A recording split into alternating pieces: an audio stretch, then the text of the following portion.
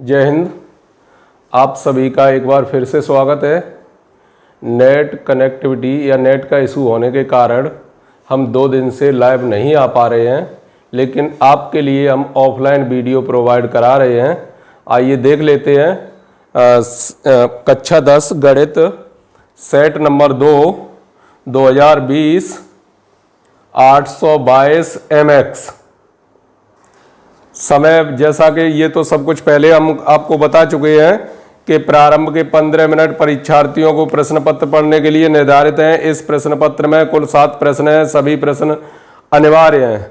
प्रत्येक प्रश्न के प्रारंभ में स्पष्ट उल्लेख है कि उसके कितने खंड करने हैं। प्रत्येक प्रश्न के अंक उसके सम्मुख अंकित हैं। इस तरीके की जो भी भाषा है वो सभी पहले से आपको इसकी जानकारी है। अब हम डायरेक्ट चलते हैं कहाँ, क्वेश्चन देखेंगे। आप क्वेश्चन नंबर 1 देखेंगे।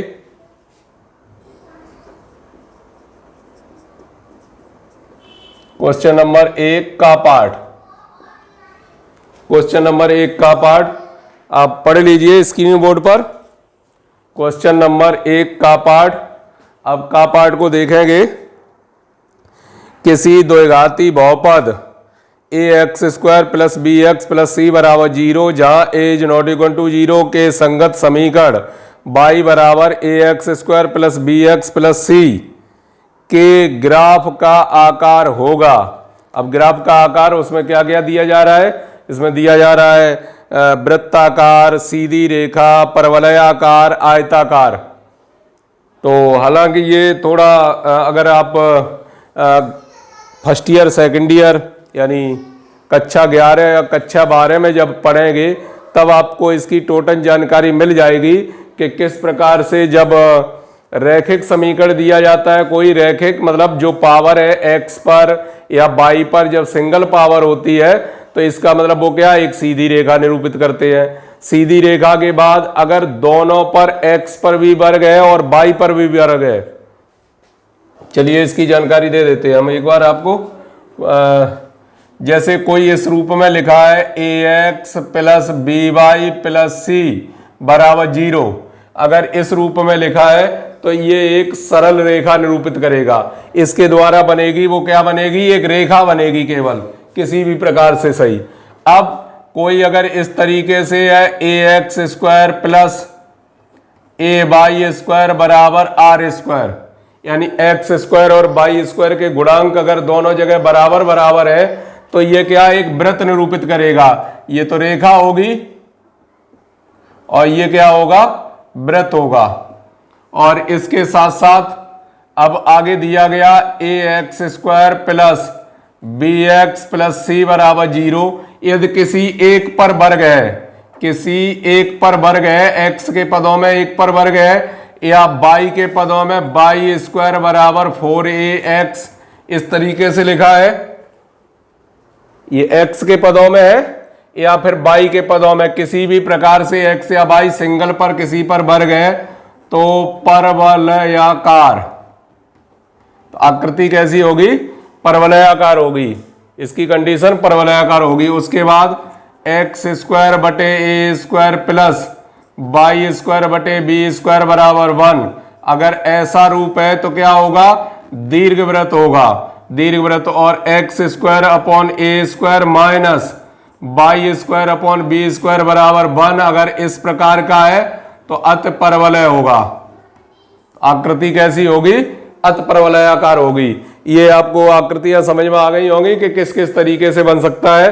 तो क्वेश्चन नंबर जो पहले के ऑप्शन है वो क्या होगा, परवलयाकार। आप लोग समझ गए होंगे। जैसे इसका आंसर दिया जा रहा है, आंसर में क्या क्या लिखा है, ए पार्ट में लिखा है वृत्ताकार, बी पार्ट में लिखा है सीधी रेखा, सी पार्ट में लिखा है परवलयाकार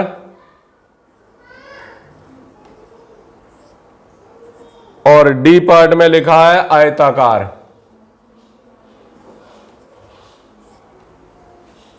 इस प्रकार से दिया गया है। तो इसमें कौन सी आकृति होगी, परवलयाकार। दिया जा रहा है कितना, ax² + bx + c तो x पर वर्ग लगाए, जो ग्राफ बनेगा वो कैसा बनेगा, परवलयाकार बनेगा। क्वेश्चन नंबर 2 स्क्रीन बोर्ड पर देख लीजिए। क्वेश्चन नंबर 2 क्या है, स्क्रीन बोर्ड पर आ रहा है सामने। क्वेश्चन नंबर 2, यदि 3 cot a बराबर 4 तो sec a का मान ज्ञात कीजिए। 3 cot a बराबर मान दिया जा रहा है 3/4, 5/4, 2/3 और 3/2। ये कहा है उसने कि यदि 3 cot a बराबर 4 तो sec a का मान ज्ञात करना है।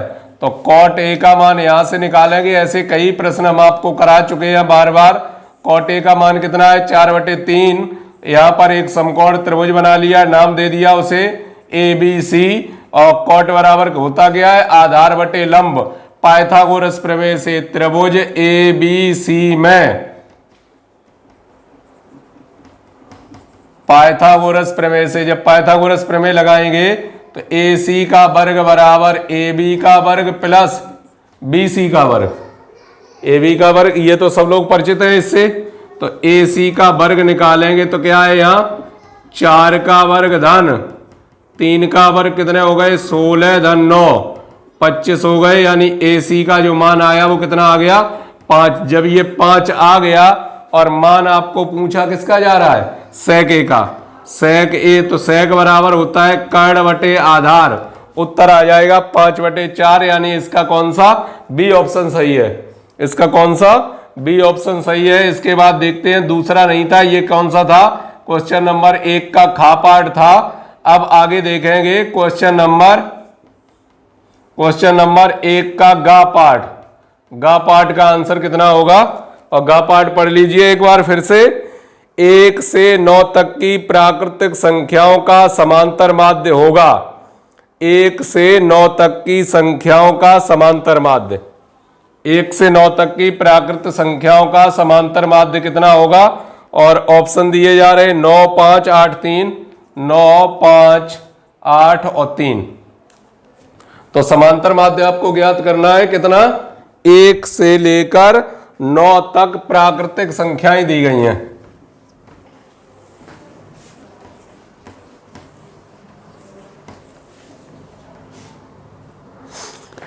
एक से 9 तक प्राकृत संख्याएं, यानी 1, 2, 3, 4, 5, 6, 7, 8, 9, इस तरीके से पूछा गया है समांतर माध्य।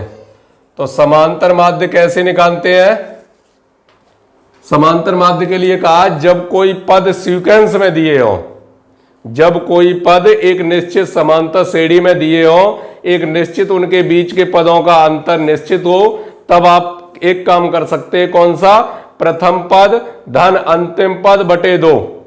और नहीं तो कोई दिक्कत ही नहीं है, पदों का योगफल बटे पदों की कुल संख्या, आप पदों का जोड़ कर सकते हैं, क्योंकि ज्यादा कठिन तो है नहीं। तो अगर आपको यही याद है, पदों का योगफल बटे पदों की कुल संख्या, पदों का योगफल बटे पदों की कुल संख्या, तो ऊपर सभी को जोड़ेंगे अगर, तो जोड़ने पर कितने हो जाएंगे, 45। 1 और 2 3, 3 6 4 10 5 15 6 21 और 7 28 और 8 36 9 45। गिनती में कितने हैं, 9, 9 पंजे 45। यानी समांतर माध्य कितना आ जाएगा, 5 आ जाएगा। और बी ऑप्शन इसका सही है। समझ गए होंगे। ये स्पीड से हम आपको सेट कराएंगे जिससे सॉल्व हो सके ये टाइम के अंतर्गत कम समय में। तो इनके 3 पार्ट हो गए, तीनों पार्ट आपको अच्छे से समझ में आ गए होंगे। देखते हैं उसका चौथा पार्ट क्या है। क्वेश्चन नंबर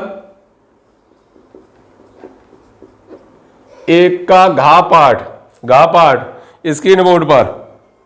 समांतर श्रेणी ऋण 5 ऋण 1 3 7 का सार्वंतर क्या होगा। तो आप कह सकते हैं, फिलहाल तो नहीं, उसमें तो ऐसा नहीं होगा, लेकिन ये क्या है, आउट ऑफ सिलेबस है, क्रॉस कर दीजिए। इसका सॉल्यूशन हम आपको अभी उपलब्ध नहीं करा रहे हैं क्योंकि ये अभी सिलेबस में नहीं है। अगला क्वेश्चन देखते हैं। अंगा पाठ, पासे को एक बार फेंकने पर सम संख्या प्राप्त होने की प्रायिकता ज्ञात कीजिए। ये प्रायिकता से रिलेटेड है, तो ये भी क्वेश्चन आपके कोर्स में नहीं है। फिलहाल कोविड-19 महामारी के कारण 30% सिलेबस कम कर दिया गया है। उस 30% सिलेबस के अंतर्गत समांतर श्रेणियां और प्रायिकता, जो ये दोनों क्वेश्चन क्रॉस हुए हैं, ये दोनों उसमें से हटा दिए गए हैं। इस वजह से हम आपको ये सॉल्व नहीं करवा रहे हैं। आइए देख लेते हैं अगला प्रश्न, क्वेश्चन नंबर 1 का चापाठ चित्र दिया जा रहा है। देखिए चित्र में ओ केंद्र वाले वृत्त की जीवा पी क्यू और पी टी स्पर्श रेखा है। यदि क्यू पी टी बराबर 60 अंश हो तो पी ओ क्यू का मान ज्ञात कीजिए। और इसके ऑप्शन दिए गए हैं A B C D. Answer जो है उसके ऑप्शन क्या क्या दिए गए हैं, 240, 120, 135, 130। चित्र इस प्रकार से बना है।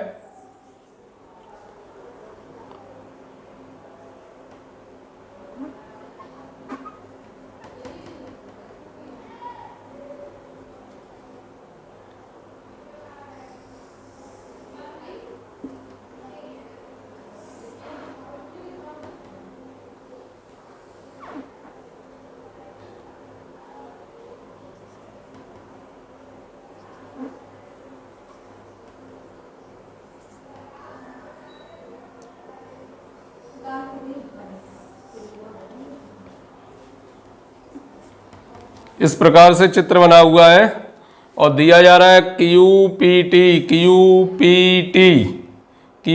ये पूरा जो कोण दिया जा रहा है वो कितना दिया जा रहा है, 60 अंश।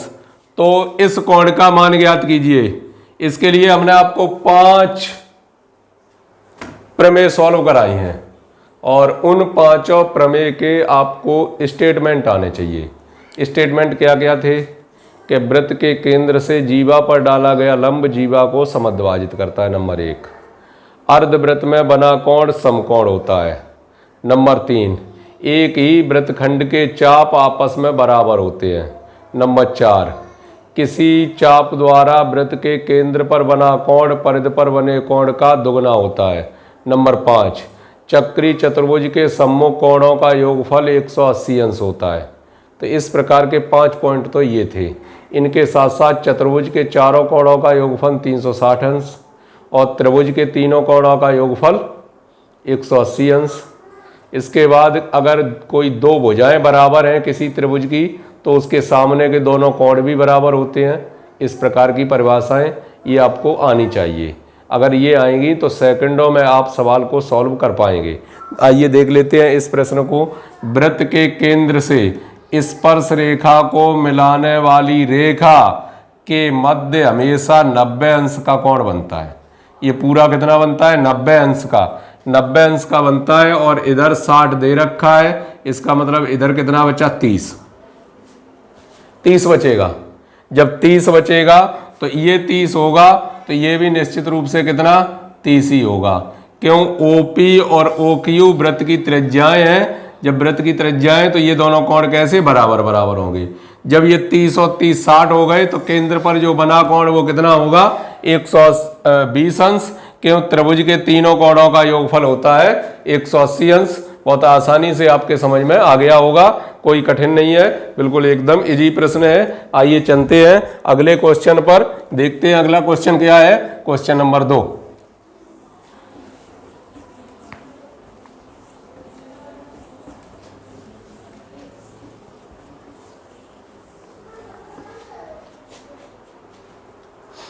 क्वेश्चन नंबर 2 में दिया जा रहा है, सभी खंड कीजिए।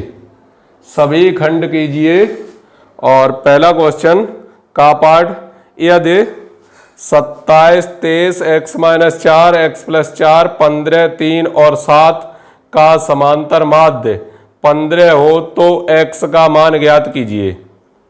क्वेश्चन नंबर 2 का पार्ट और उसका आंसर।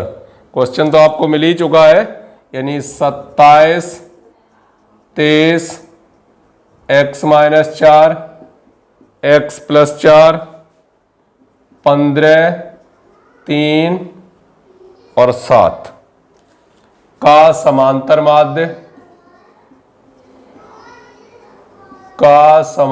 माध्य बराबर 15। समांतर माध्य कितना है? 15।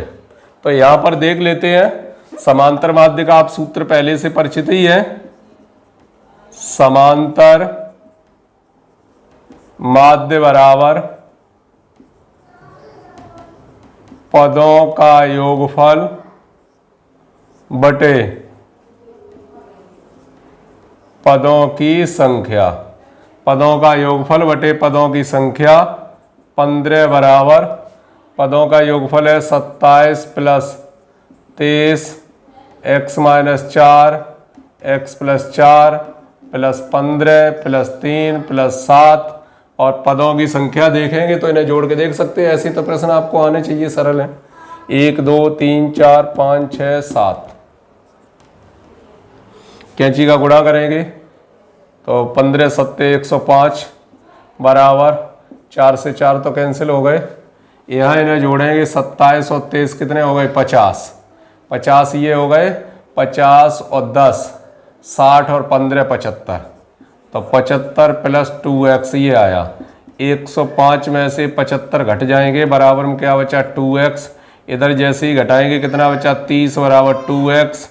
x बराबर निकालेंगे तो 30 बटे 2 कितने बार कटेगा? तो x का मान आएगा वो कितना आएगा? 15। ये पूछा था, अगर इतना है तो x का मान ज्ञात कीजिए। x का मान आपके सामने प्राप्त हो चुका है। x का मान कितना आएगा? 15 आएगा। अगर बाई चांस ये कह देता ये आरोही या अवरोही क्रम में है तो और क्रम सेम है, तो x होने के कारण इसका क्रम सेम नहीं था, इसलिए आपने पदों का योगफल बटे पदों की कुल संख्या लगा के ही इसे सॉल्व करना है। आइए देख लेते हैं उसका खा पाठ। क्वेश्चन नंबर 2 का खा पाठ पढ़ लीजिए। उधर मैदान में खड़ी एक कार का 75 मीटर ऊंचे मीनार से अवनमन कोण 30 अंश है। मीनार के आधार से कार की दूरी ज्ञात कीजिए। मीनार के आधार से कार की दूरी ज्ञात कीजिए। यहाँ से कोई देख रहा है, यहाँ से कोई देख रहा है, तो यहाँ पर खड़ी हुई है कार और इस कार का अवनमन कोण जो दर्शक देख रहा है उसका अवनमन कोण कितना है? ये अवनमन कोण 30 अंश है। अवनमन कोण हालांकि बनता तो यहाँ से है लेकिन होता इसी के बराबर है। और मैदान पर खड़ी एक कार का 75 मीटर ऊंची मीनार, इसकी ऊंचाई जो है मीनार की वो कितनी है? 75 मीटर है। तो मीनार से इस आधार की कार तक की दूरी ज्ञात करनी है, ये x दूरी ज्ञात करनी है। तो सिंगल त्रिभुज वाले हमने आपको बहुत वीआईपी तरीके से सभी का सॉल्यूशन बताया है और सब लोग उसे कर सकते हो, बहुत ही आसानी से कर सकते हो। और ये भी कहा था कि 90% प्रश्न ऐसे होते हैं जिनमें हमेशा क्या? 10 का प्रयोग होता है। 10 का प्रयोग होता है। आप 10 के माध्यम से प्रश्नों को हल कर सकते हैं। तो देखेंगे त्रिभुज ABC में क्या लगाएं? 10 30 अंश बराबर लंब बटे आधार। 10 30 का मान कितना है? 1 बटे √3 बराबर BC का मान कितना? 75 बटे x का गुणा करेंगे तो कितना आ जाएगा? 75 √3 मीटर। आप ऐसा ही छोड़ सकते हैं और आंसर अगर इसे चाहेंगे तो आप थोड़ा बहुत सॉल्व भी कर सकते हैं। 1.732 √3 का मान रख दिया तब इसे सॉल्व किया जा सकता है, अन्यथा आप समय बर्बाद न करते हुए ऐसा ही छोड़ सकते हैं। ठीक है, अगला प्रश्न दिया है, देख लीजिए। अगला प्रश्न पढ़िए। तो अगला प्रश्न दिया जा रहा है, कितना दिया जा रहा है? अगले प्रश्न में कहा गया दो विभिन्न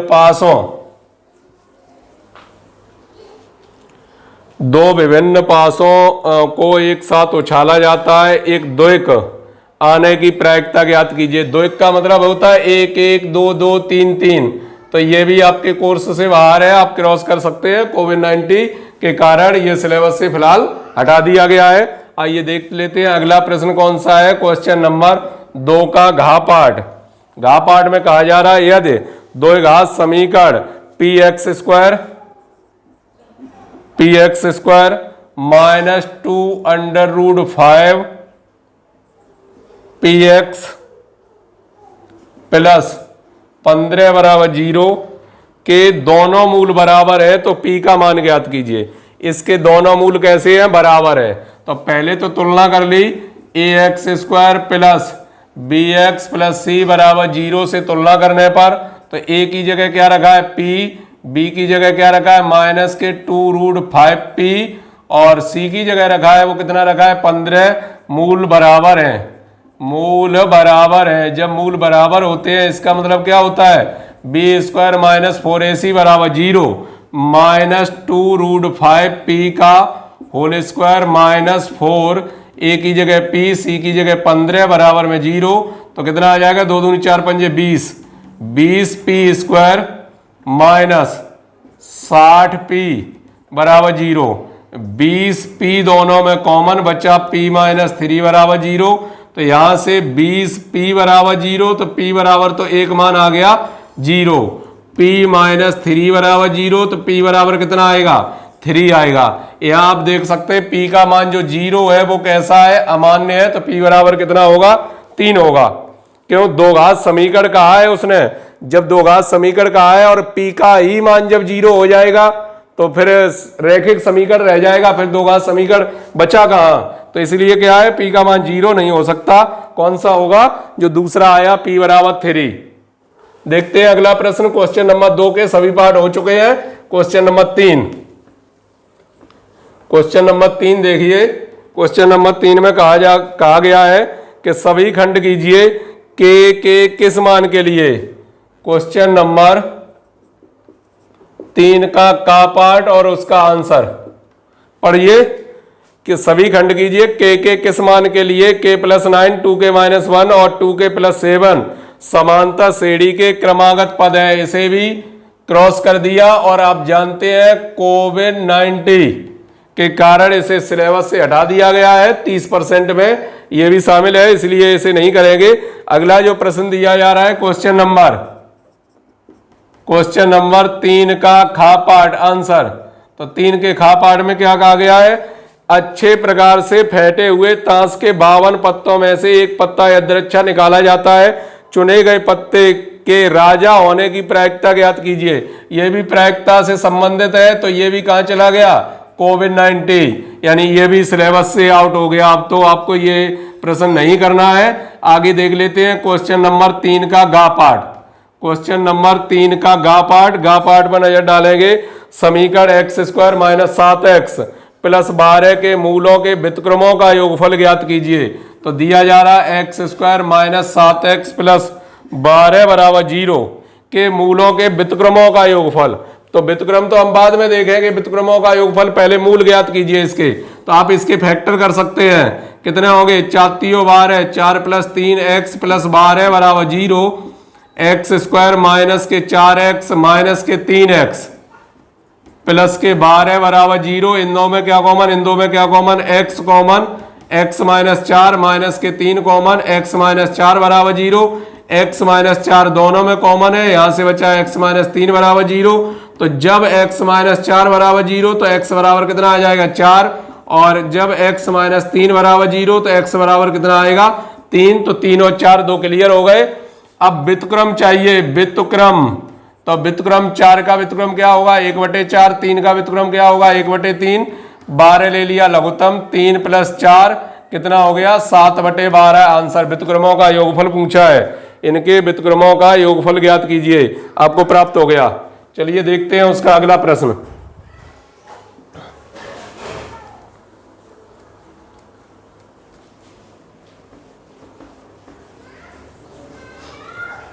तीन का घा पाठ, क्वेश्चन नंबर 3 घा पाठ में यह कहा जा रहा है कि दो संख्याओं का अंतर 26 और एक संख्या दूसरी संख्या की 3 गुनी है, तो संख्याएं ज्ञात कीजिए। माना एक संख्या बराबर x, दूसरी संख्या बराबर 3x,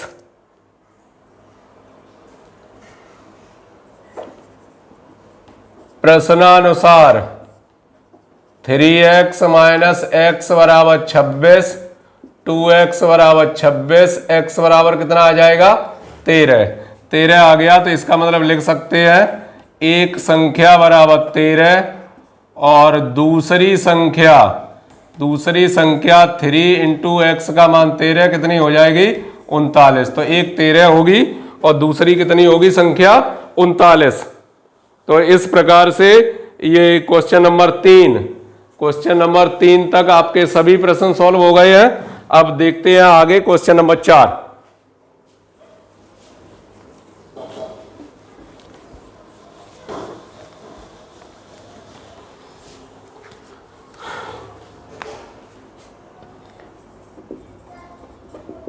क्वेश्चन नंबर 4 का पार्ट। क्वेश्चन नंबर 4 में क्या है, x, y बिंदुओं 3,6 और ऋण 3,4 से समदूरस्थ हैं तो x और y में संबंध ज्ञात कीजिए। एक बिंदु यहाँ पर बना हुआ है P जिसके निर्देशांक कह दिए x, y है। एक कोई यहाँ पर बिंदु है जिसके निर्देशांक 3,6 है और एक कोई यहाँ पर निर्देशांक है जिसके ऋण 3,4 है। ये दो पॉइंट दिए गए हैं A और B। ये P से कैसे है, समदूरस्थ है, यानी जितनी दूरी यहां से यहां तक की है उतनी दूरी यहां से यहां तक की है, बराबर दूरियां हैं। तो क्या कर सकते हैं, समदूरस्थ दो बिंदुओं के बीच की दूरी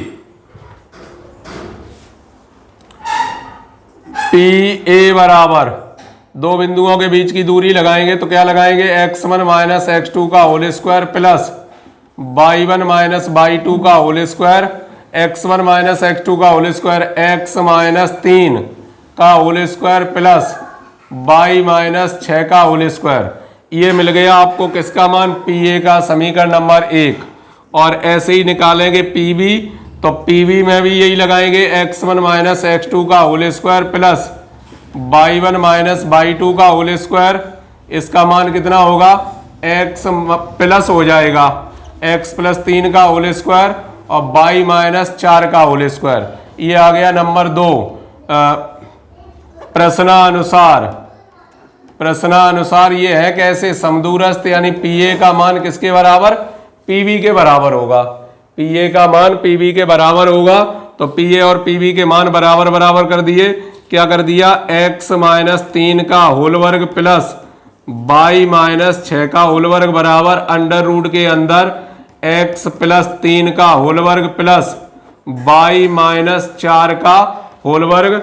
दोनों पक्षों का वर्ग करने पर, दोनों पक्षों का वर्ग जब वर्ग करेंगे तो इसे खोलेंगे, एक्स स्क्वायर प्लस 9 माइनस के 6x और वाई स्क्वायर प्लस 36 माइनस के 12y बराबर एक्स स्क्वायर प्लस 9 प्लस के 6x plus y square plus 16 minus के 8y। X square y square, x square y square तो कैंसिल हो गए। कैंसिल होने के बाद एक्स एक्स एक तरफ ले आए तो कितने हो जाएंगे, इधर माइनस का 6x है, उधर भी आ गया माइनस का 6x, माइनस के 12y लिखा है, उधर से आ गया प्लस के 8y हो गया। और 9 इधर है, 36 9 45 तो इधर है, और 16 9 या 9 से 9 काट दीजिए, उसके बाद कर लीजिए। चलिए 36 इधर है और उधर कितने हैं, 16 उधर है, माइनस उधर जाएंगे 36 हो जाएंगे। तो कितना आया, माइनस के 12x और माइनस के 4y बराबर माइनस के 20, माइनस 4 से भाग दे दिया तो 3x प्लस 1y बराबर 5। ये उसका संबंध हो जाएगा, किसमें, x और y के पदों में संबंध हो जाएगा। ये वो क्या है संबंध, ये अगर आपको दिखाई न दे रहा हो बोर्ड पर तो आप इधर नोट कर सकते हैं। कितना आया है, माइनस के 12x प्लस माइनस के हो जाएंगे 4y और बराबर में माइनस के कितने बचेंगे 20। माइनस चिन्ह कॉमन निकाल सकते हैं और क्या निकाल सकते हैं, 4 निकाल सकते हैं। तो कितना आएगा, 3x प्लस y बराबर में 5। और ये x और y के बीच में क्या है, संबंध है, जो समदूरस्थ होने के कारण x और y के बीच का संबंध है।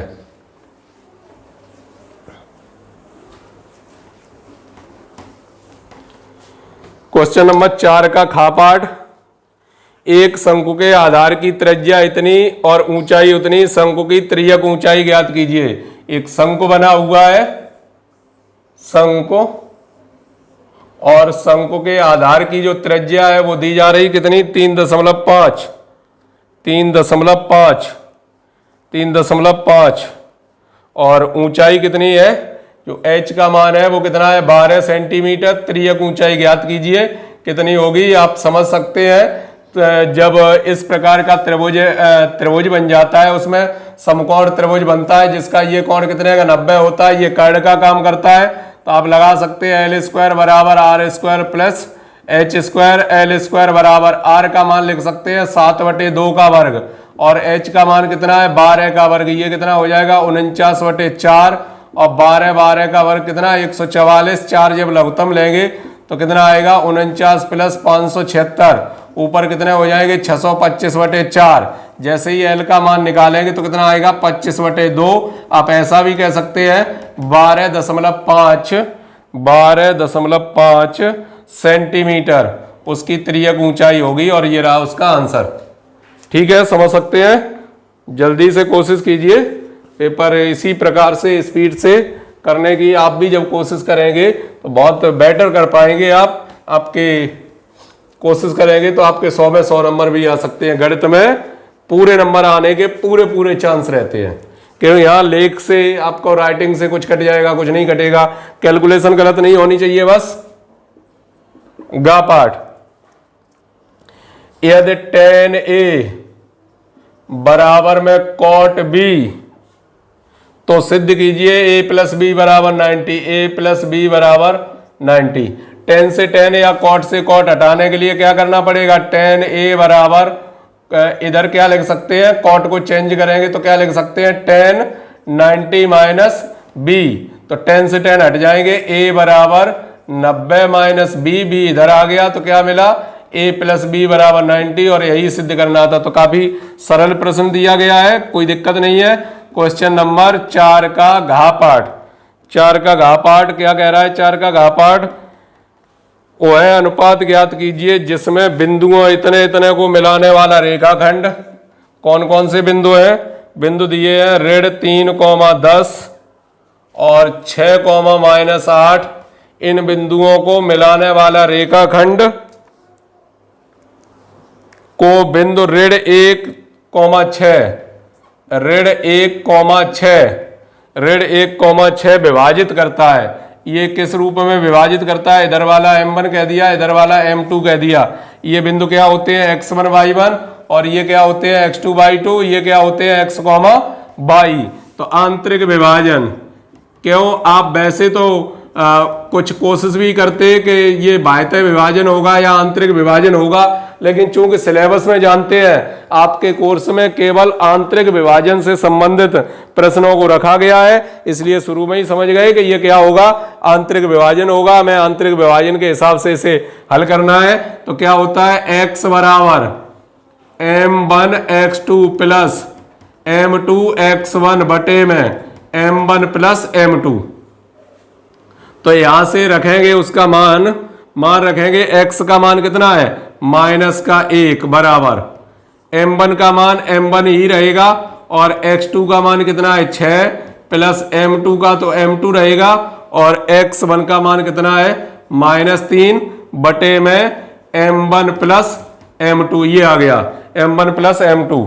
आप कैंची का गुणा कर सकते हैं, इसके नीचे कुछ नहीं तो एक पहले ऐसा गुणा कर लिया, कितना आया 6m1 माइनस 3m2 बराबर -m1 और माइनस का m2, माइनस का m1 माइनस का m2। ये आया एक तरफ ले आए तो कितना हो गया 7m1 और ये भी इधर आ जाएंगे तो माइनस के कितने बचेंगे 2m2 बराबर 0। एक समीकरण आपको ये प्राप्त हो गया। फिर दूसरा लगाएंगे y बराबर m1 y2 plus m2 y1 बटे में m1 प्लस m2। y का मान कितना है 6 है बराबर m1 की जगह तो m1 रहेगा और y2 की जगह क्या रहेगा -8 प्लस m2 की जगह m2 रहेगा और y1 का मान कितना रहेगा 10 बटे में m1 plus m2। m1 plus m2 कैंची का गुणा करेंगे तो 6m1 प्लस 6m2 बराबर माइनस के 8m1 और प्लस 10m2। हालांकि आप अगर समझने की कोशिश करेंगे तो यहाँ दोनों पार्ट लगाने की आवश्यकता भी नहीं होती है, आप किसी एक पार्ट से ही उसका अनुपात निकाल सकते हैं। तो चाहे इससे निकालेंगे चाहे इससे निकालेंगे, हम केवल सॉल्व इसलिए कर रहे हैं कि आप कौन सा भी पार्ट लगाएंगे आपको आंसर ठीक उतना ही प्राप्त होगा, कोई अंतर नहीं आएगा। इधर इसे ले आए तो कितना हो गया 14m1 और ये इधर ले आए तो कितना हो जाएगा माइनस के 4m2 बराबर 0। तो इसमें अगर 2 कॉमन निकाल दें तो वही बचेगा 7m1 माइनस 2m2 बराबर 0। आप देख रहे हैं दोनों पार्ट सेम होंगे, किसी एक को सॉल्व करना होगा। तो यहां जरूरी नहीं है ये दोनों ही सॉल्व किए जाएं, आप किसी एक से, क्या लिखा है 7m1 माइनस 2m2 बराबर 0, तो 7m1 बराबर 2m2, इसके m2 नीचे आ जाएंगे m1 बटे m2 और इसके 7 नीचे पहुंच जाएंगे। तो m1 अनुपात m2 का जो मान मिलेगा वो कितना मिलेगा 2:7 और ये होगा आपका आंसर 2:7। समझ में आ गया होगा। 2:7 जो रहेगा वो क्या 2:7, वही 2:7 लिख देंगे। तो इस वीडियो को फिलहाल हम इतना ही बड़ा रखेंगे क्योंकि ये वीडियो मुझे अपलोड करना है और अपलोड करने में कोई ना कोई प्रॉब्लम्स आती है। ठीक बचे हुए क्वेश्चन 5, 6, 7 ये जस्ट इससे नेक्स्ट जो वीडियो होगा उसमें हम आपको ये 3 क्वेश्चन अपलोड करके देंगे। फिलहाल इतना ही और मिलेंगे हम आपसे नेक्स्ट वीडियो में, तब तक के लिए जय हिंद।